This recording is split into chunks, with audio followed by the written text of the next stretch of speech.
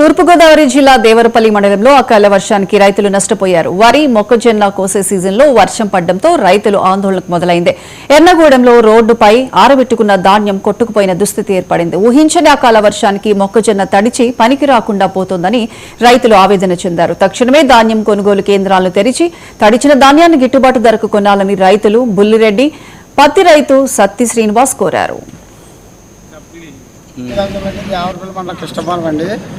మొన్న చీర కోసుకున్నామండి. ఇది అకాల వాన వచ్చి గత మొత్తం కలిసిపోయి గాలి నుంచి కొట్టుకుపోయి చాలా విభత్సం అయిపోయి రకాల గడ్డలు చాలా ఇచ్చి కొన్నిలాగా అది ఏర్పాటు చేయండి. తూర్పుగోదావరి జిల్లా దేవరపల్లి మండలం కృష్ణపాలెం అండి. మేము 10 ఎకరాలు బేరం తోట వేసాం. నిన్న కురిసిన అకాల వర్షాల వల్ల తోట మొత్తం పడిపోయింది.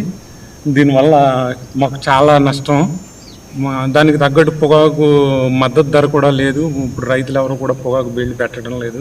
260 ఇస్తున్నారు. ఆ 220 కూడా పై 4 ఆకులకే అంటున్నారు, కింద ఆకులు కొనం అంటున్నారు. ఈ విధంగా వెళ్తే మాకు మద్దతు ధర లేకపోతే మేము అన్ని విధాలుగా నష్టపోతాం. బ్యాంకుల నుంచి చాలా లోన్లు తెచ్చుకున్నాం. ఇవన్నీ తీరాలంటే చాలా కష్టమండి మాకు. అందుకని కేంద్ర ప్రభుత్వం, రాష్ట్ర ప్రభుత్వం రెండు సమన్వయంతో మాకు మద్దతు ధర ప్రకటించి మమ్మల్ని ఆదుకుంటే మేము ఈ సంవత్సరానికి గట్టెక్కుతామండి.